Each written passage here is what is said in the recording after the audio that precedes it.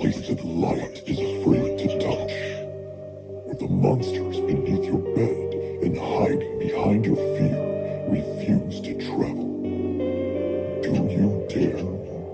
Is your mind capable of the sights you will see? Is your body prepared for the sounds you will hear? Is your spirit up to the challenge of what you soon may feel? If so, have a seat. This is the Ghoul Kids Table. Greetings, fellow insomniacs, and welcome to the table. Hello and welcome to another episode of the Ghoul Kids Table podcast, wherever you listen to podcasts and on YouTube. I'm your host. My name is Chunky Larry, and we are deep into this Scream breakdown. I haven't thought of a cute name for it yet, but I'm sure I'll come up with something. And joining me once again to look at the Scream films from beginning to end, good friend of mine, hangs out with me all the time on the Tick'em Talk as long as they allow us. Andrew Horror, how you doing, my man? I am doing great. Thank you. I was going to do the Fantastic Faces joke again, but I'm glad that you resisted the urge.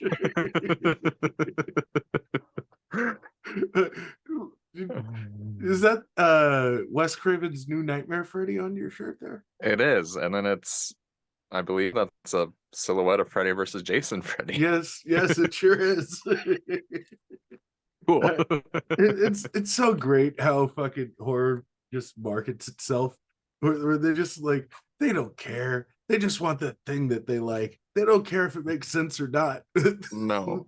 And it's with that energy. I only bought it because it has New Nightmare Freddy on it, and I love New Nightmare Freddy. No, There's not enough New Nightmare shirts. It's an excellent fucking shirt. I just it's so fucking like, hey, that's a little bit of this, it's a little bit of that. It's like you're getting two things for one. You're Yep. You're saving some money.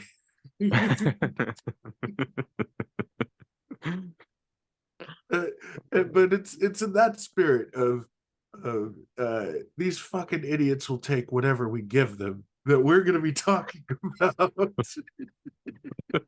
Great segue. The 1997 follow-up to the 1996 fucking mind-exploding game changer Scream 2. And the IMDb for Scream 2 is as follows. 2 years after the first series of murders, as Sydney acclimates to college life, someone donning the Ghostface costume begins a new string of killings. Ooh, it's so creepy. It's such a scary movie. It's so scary. It's like, hey, remember that thing you loved a lot? Like, you all loved it, right? We're gonna give it to you as soon as we fucking can. We're not gonna care about like the original Scream had to have been thought of for a long period of time. Like, lots of thought was put into that fucking movie, a lot of heart and soul, and that could easily be done in under a year, right? Right? Yep. You can match all of that fucking mystery and intrigue and thorough storytelling and plot in under a year, right? You can just churn these fucking things out, right? No, you fucking can't. It doesn't work like that. And this movie plays off of the goodwill of the first Scream film in a really upsetting way. It has no soul. It really doesn't. And you know, it has moments, but it has no fucking soul. It you know, you look at the relationship with Sydney and Tatum, and that was like a fucking deep relationship amongst two fucking people who are, you know, trying to, that had this established relationship. And then you get Sydney and Hallie, and it's like, yeah, we're roommates. There's no investment here. like, Hmm. like, you know, she's in psychiatry class. Is that what she's doing? I think so.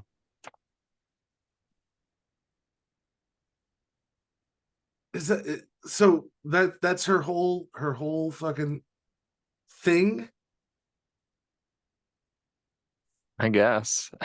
Uh, you know, so let's go through some other characters that are there. New characters. Uh, her boyfriend. What's his name? Derek. Derek. Derek, yeah. They've known each other for how long? A I year? don't I don't know if Maybe? it's I don't know if It's 2 years yeah, after the it, incident. it Were they is two seniors? years. I think they were supposed to be. I think. So she's a sophomore in college at this point, then? I would that's probably a safe assumption. And we could probably say that she's known Hallie and Derek for 2 years. This is her new family, right? Yeah. Do they really establish any of her new family, or is it just kind of like, they're fodder in the way that they're introduced, in the way that they're addressed and used to favor the returning cast? You get what I mean? Yeah. And Absolutely. so it loses instantly. One of the things that worked best about the first film is an investment in the cast. And you have an investment in the cast, but you don't have an investment in the new cast. You just have an investment in the returning cast. And it,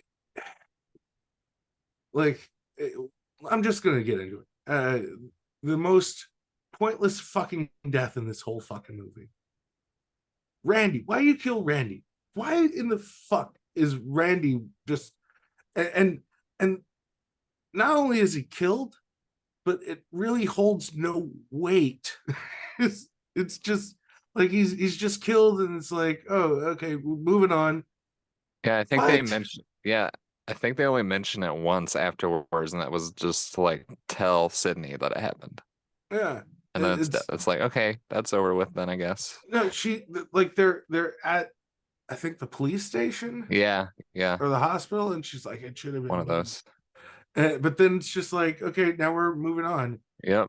And it just it holds no fucking weight, and none of them do. None of the deaths matter. When Casey's killed in the beginning of the first film, it's like it's an uproar. When Maureen is killed in this one, you know, they have this big elaborate scene that you just have to suspend every single piece of disbelief in your body in order to go along with. like let's fucking call a spade a spade. All right, so they target Maureen and Steve, or Phil Stevens, uh, you know, just solely on their names. So they figured out that these two dated, and they were like, "Oh, coincidentally, their names fucking match," and they kind of go in order. Um, they decide they know that they're going to this fucking movie premiere because Hmm. they got free tickets. They know that Phil has to go to the bathroom, And he's gonna have to use the stall.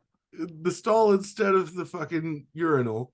And you know They know where they're sitting. Like everything about this, you like for any of this to have been planned, this had to have worked on some like Ocean's 13 shit. You know what I mean? Hmm. Like this is too many fucking coincidences. It just it's only done to have this death happen in a movie theater. That's it. It doesn't matter to the plot. It doesn't matter to anything else that happens in the movie. It's just to have a death in a movie theater to open the movie with everybody running around in ghost face masks. And this is the premiere of a film based on a book. There's fervor like this for the ghost face. Like what are we talking about? Like if this was Stab 2, I could get it, you know what I mean? But it was just so they could play sequences that were theatricalized um from the first film. Like that's literally the whole point of the Stab motif, and then they fucking run with it. Uh it's just it doesn't make any sense. Um I don't know, dude. Yeah, the opening is pretty wild. One of the things that you also have to suspend your disbelief for is that somebody could stick a knife through a steel bathroom fucking stall door or wall, whatever. I'm trying to find that, You but buy. the accuracy of it, you Oh know. yeah, and right on. So I like don't know. it, not for nothing. Like you had to just assume that he put his ear up against it. Yeah, there's There's so no much. way to tell. There's no. There's no way to even know it was him. Yeah, you just stab some random dude who takes the shitter. And you were waiting in the bathroom stall. You knew he was taking that stall. Like everything about it just doesn't work. It just doesn't work. Oh God. But like the scene with Cece in the dormitory, it's it's decent. You know, it's a decent, thriller kind of scene, and it's built on jump scares and all of that stuff. But it just again gets overlooked. Like she dies and the party ends, but it just has no merits. Like the death happens and it's just like, oh, it happens. You know, when Professor Hembry is killed in the first film, there's no fodder over it until they're at the party, and all these fucking people are like, oh, let's go fucking cut him down. Like and so like, but there's something to each death. Even Kenny, when he gets his fucking throat slit, it's like it's a horrific moment, and it builds the tension of what's going to happen to Gail. And it just there's none of that with the death in this film. Yeah, I agree with that. Um, Talk about yeah, some good things about the movie, please, because the good I could things. continue to shit on it. The good things. Okay, so there's two scenes in this movie that I like quite a bit, and they're both the suspenseful scenes that everybody kind of talks about when they're like, we need scenes like this in the new Scream movies. But the I really like the whole car scene, Yep. the whole crash included. Fucking dude gets a pole and shit through his head, and Yeah, fucking love that fucking shit. even watching it now, it's like I'm still on the edge of my seat when they're crawling over Ghostface, like, and But I'm also like like, girl, from the take off point the where she mask. from the point where she slits or he gets his throat slit, it's just like it's just tension. Yeah, And it's them in the car with Ghostface. It's them crashing, like, and then the crawling over the unconscious body. Hmm. Like, it's just a building tension. Um, how did he get out of the car and get around them I don't know. with a head In like a injury? split second. Yeah, I don't know. Like, but again, it's you just suspend that disbelief. You got to, in Yeah. order to get something coherent, or it's not even coherent. Like, they set up his Derek's, I mean, fraternity brothers, tying him up just for him to be shot. Yeah. Like, that's the whole point of all of that. But again, they have this moment where Derek's like singing in the cafeteria. It just bursts into song to give her his fucking chain in a very public way. It just, it's like, why? And it's literally only to set up him being tied to this fucking cross. Yep. And again, I just like, the first film had so much forethought, and this has none. None. You, the killers in this film. Uh, we're gonna let's talk about that. Okay. The motivations of Mickey. They're not really there. No. He just wants to he wants the The fame. trial. The trial, yeah, the fame and The stuff of the fame of the trial. trial. Yeah. He goes through this whole elaborate fucking killing spree just to go on trial. And then, Debbie Salt, Billy's mother. That is a reoccurring joke with me and Andrew on TikTok. During the lives, Debbie Salt always comes up, and I never refer to her by name. It's Nope. always just Billy's mother, because it's the best. It's the best reading Oh that Timothy Olyphant has ever done in his entire fucking life. my God. But let's talk about fucking Liev Schreiber's character, Cotton Weary, Oh who yeah. is a kind of throwaway character in the first film. You see him just in a news clip, but he's a full flushed out character in this film, and he's still a letdown. Yeah. He's like, Yeah, tell, he's tell kind me your of thoughts. the I don't know, it's kind of weird because if you think like if you were in that situation, somebody framed you for murder and then you went how long was he in A prison for? Like year. a year? Yeah. I don't know. I wouldn't last a year in prison. That's a long time for me, But I would probably hold that against somebody.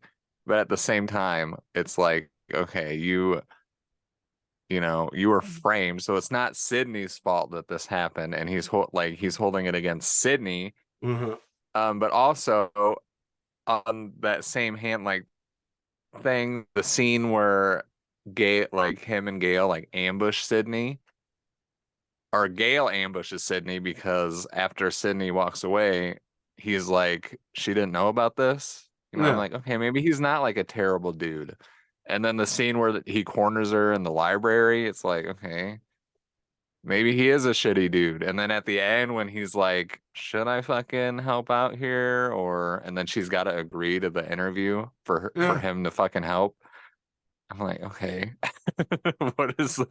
Yeah. what's going on here? He's a complete shitbag character, Yeah. and for no good fucking reason. It's Mm. just whatever's convenient at that moment, and it just, like, nothing about that fucking makes any sense, dude. Yeah. Like, I watched this movie, and I haven't watched any of the fucking Scream films, since I saw them on home video. Basically, that's the way that they work for me. I watch them once when they come out on home video, and then I'm done with them because that's all I need. Mhm. And I had I hadn't watched this since 98, 99, maybe. And so that's a long time. And it's like Yeah. I remember at that point not liking it. And I was just like, maybe I was just an edgy fucking kid.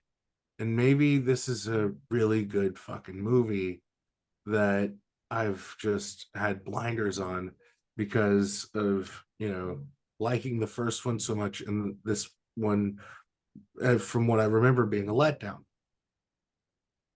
But no, young me was right. Young me was completely on the money with this one because it did not age well either.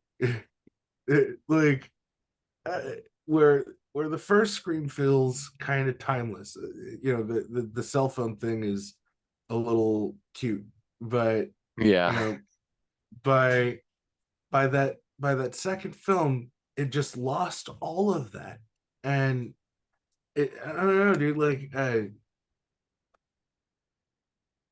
I felt like the writing of Kevin Williamson was too Kevin Williamson, if that makes sense. Yeah, that makes It, sense. it's like, who the fuck talks like this? Who the fuck talks like this?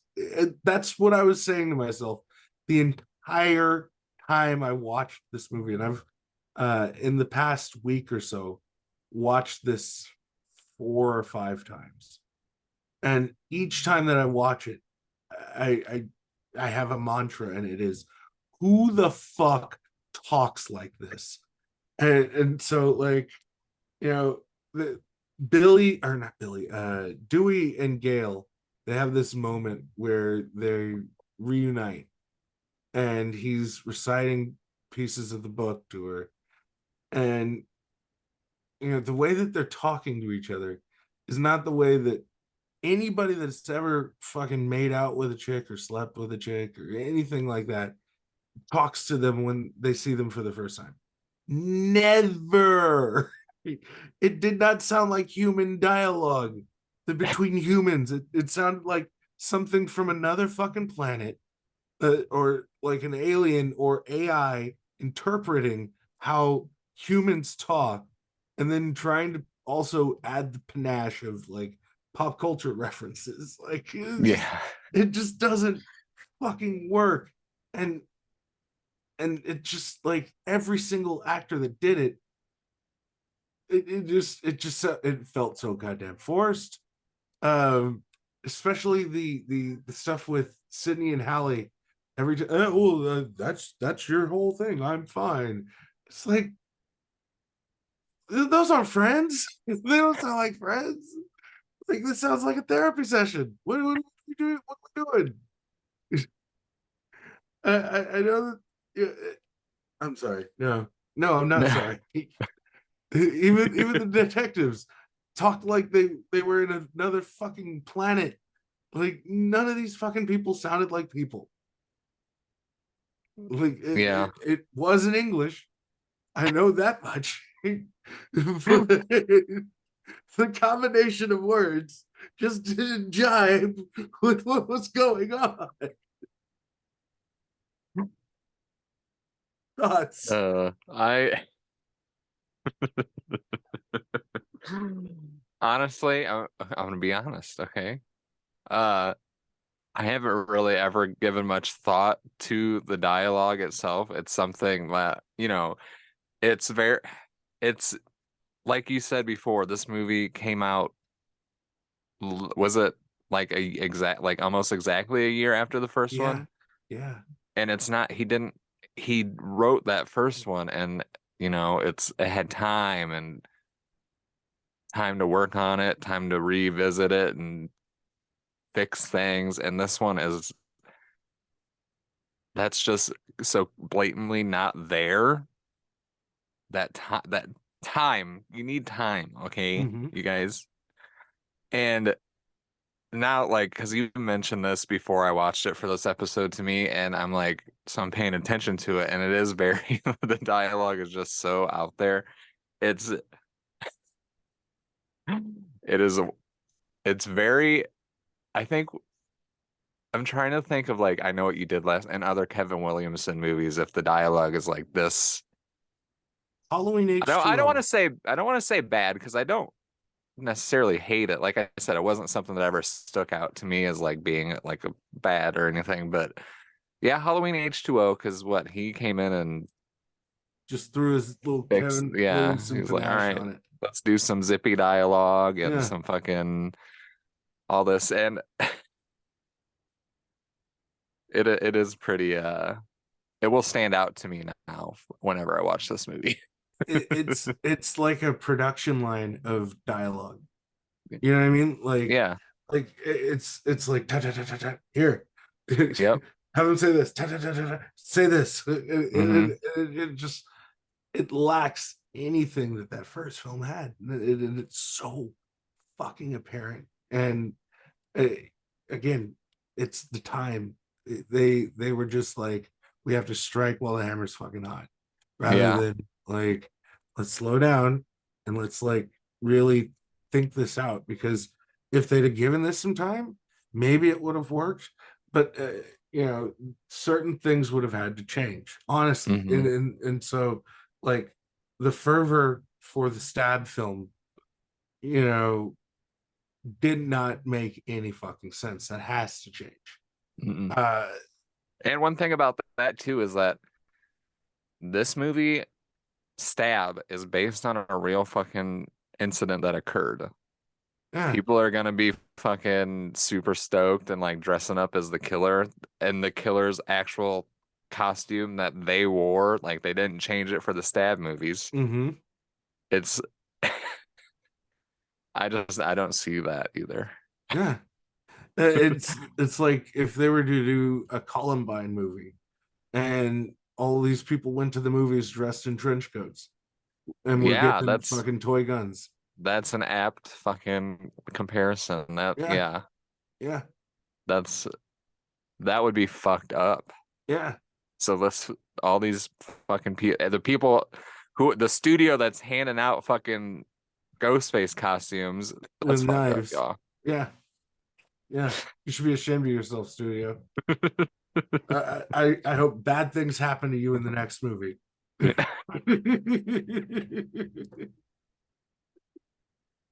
I don't know. I could see the Weinsteins doing some shit. And did you notice that fucking Gail was getting called by Bob? No, Yeah, I yeah, didn't. yeah. I heard that. I was like, ew, ew, Gross. ew. Aged like a banana.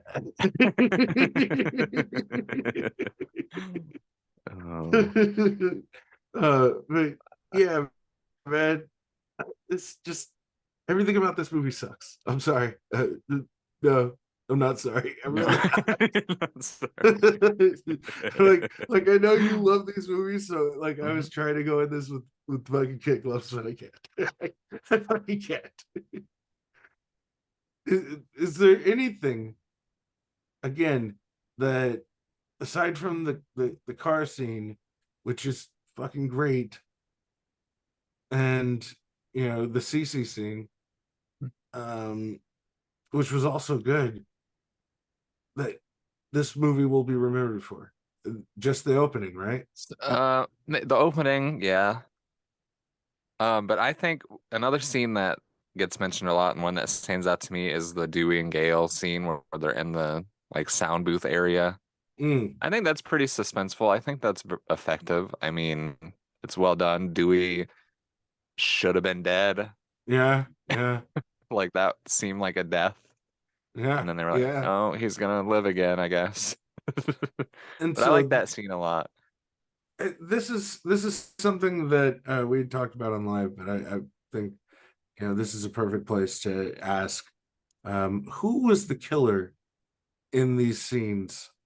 I think that that's an interesting thing. I had meant to ask this for the first film for Scream, but with this one, definitely, I think that it's an interesting question to ask because it feels like it's mostly Mickey, Yeah. but I think that there's places where it might be Debbie, and I think that the Maureen death in the beginning might be Debbie, Yeah. and it really like the way that when she's stabbing Maureen and she kind of like throws her head back, like she's you know in enjoying what she's doing. Yeah. I don't know if like because she seemed more like a killer than Mickey, and Mickey's kind of brunt force, and he does kind of what he's there to do, and he's again obsessed with the idea of being a famous court trial, and he's kind of just dumb and misled. He's a Neanderthal, Hmm. like but Debbie seems like she's genuinely there for a reason, and that she might be getting a kick out of doing it. Yeah. So that's why I think that she's the killer in that first kill. Yeah. I think I'm trying to think of, even though I've seen this movie so many times, it's like I can't put it in order of like scenes and how close scenes and stuff is. Like, it's for sure Mickey in the car because he has the battle wounds Yeah. at the end. And then Debbie makes mention of killing Randy. Mm-hmm. And I mean, he gets killed right after he is talking shit about Billy.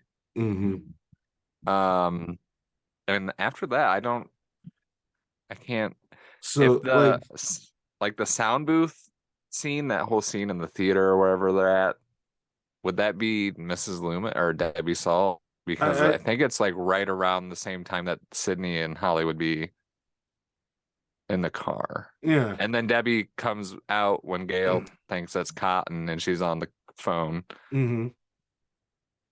So, I what think other that scene is there? was Billy's mother. Billy's mother. And I think that the Cece kill might actually have been Debbie. It could be because wasn't she like right there too, right after that happened? Because Mickey has to then take that costume off and run to the party to Oh make yeah, himself sane. yeah. So I think that Cece was also killed by Billy's mother. Sorry, like I said, there's a quota.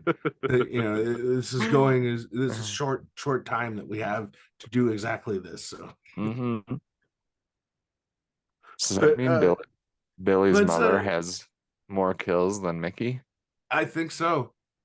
I Hmm. think so. All right. Though that would have to imply that Billy's mother stabbed through that toilet. You never know. What she lost all that weight, maybe she's been lifting. Yeah, maybe she was getting jacked in the yard. Yeah. She's had 2 years to fucking lift weights and fucking get a cool haircut. Yep.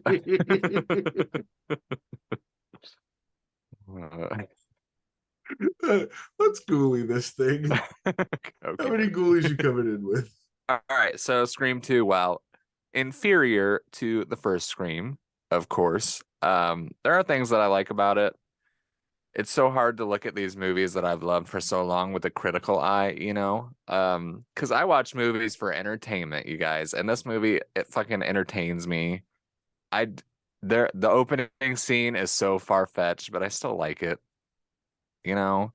I do think there are lulls, though. There are more lulls in this movie than the first one, and during those, the down scenes where there's not a bunch of shit happening, it's far less interesting than it is in the first movie. Because in the first movie, not to just keep comparing it, it's like I'm engaged the whole time. I'm like, Mhm. when stuff isn't happening, I'm interested in the characters. I'm interested in what the fuck's going on, what they're talking about. And in this one, I'm like, I don't really care. I'll get when I watched the first one, I'm not on my phone. I'm like fucking watching it. When I'm watching this one, it's like, all right, cool, death scene happened. Time to fucking scroll through TikTok or whatever. Mhm. So, but I don't know how many ghoulies I want to give it because I like it, but I do see the flaws and I do see things that I don't like. It's like there's points, scenes, things that I like, but as a whole, it's you know not great. I would probably give it. I'll give it three. I'll give it three ghoulies. Barrett's middle of the Yeah, road. middle of the road. For me, I think that for the course of this series, I'm going to have to rate these films kind of on a sliding scale Hmm. because, you know, I don't want to constantly compare these films to the original, but you have to. Yeah, You you have to. you I have think to even with because this one more than the other ones because it came out in such a short window. Mhm. But even though all the other ones do like constantly reference the original movie, so it's like I don't know. We'll see. Yeah, We'll see when we get there. yeah, but I just I feel like this film, you know, doesn't deserve high praise.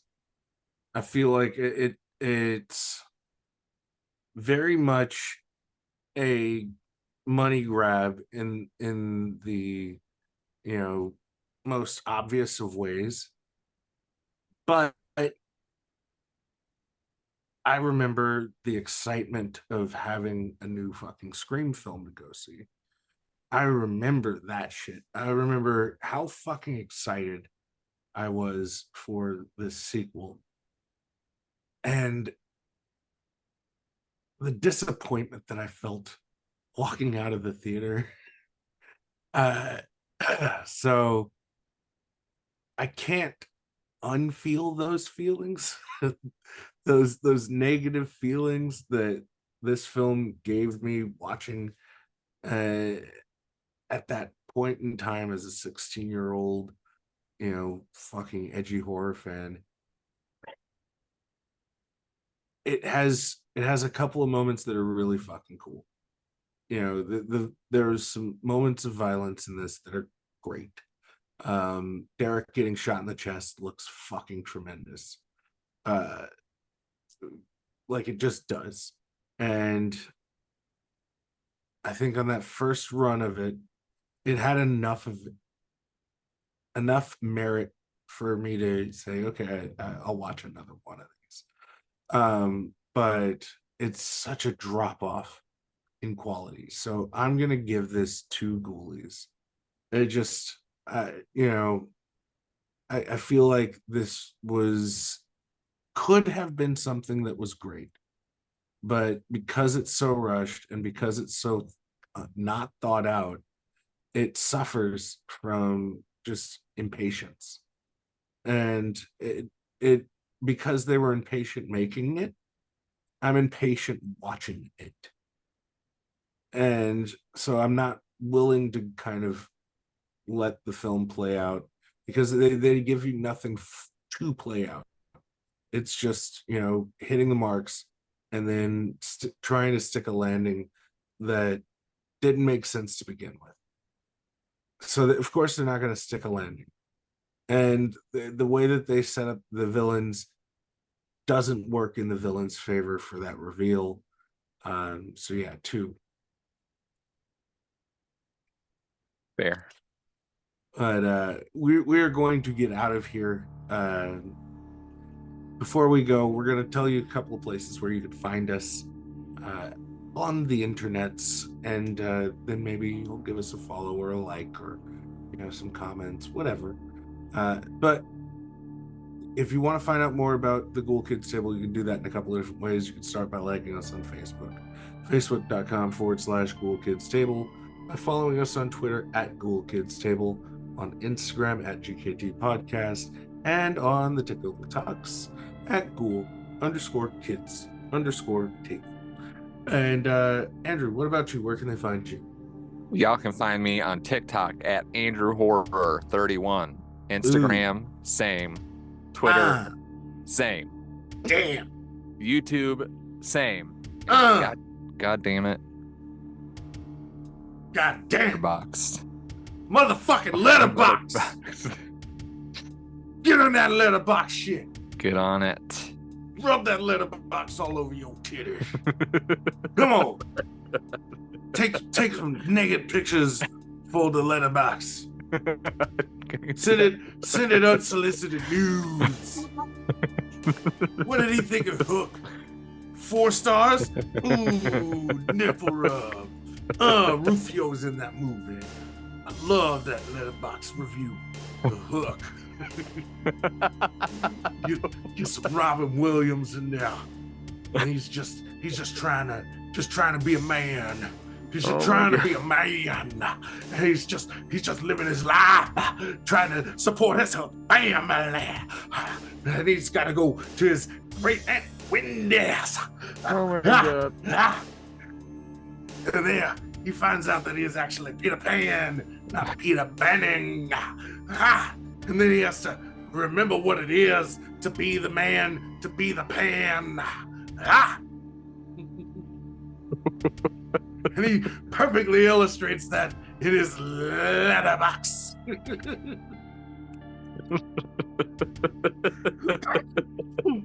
So yeah, check him out on Letterboxd. Yeah. Oh my God.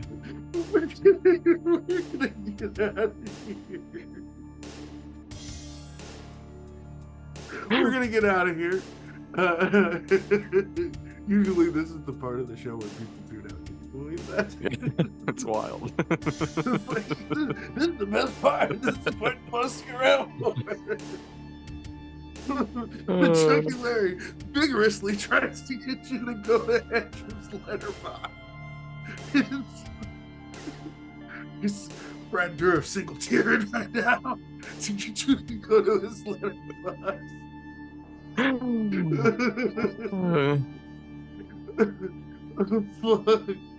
Look, we're gonna get out of here. So, for Andrew, for Billy's mother, and for myself, again, my name is Chunky. This has been another episode of the Ghoul Kids Table Podcast. We'll be back next week for Scream 3. But until then, listen. Someone you trust. Well, nope. That's not the show. Sorry about that. That's a sign off for a totally different show. There is all things available for you here at the table. Good night. Bye.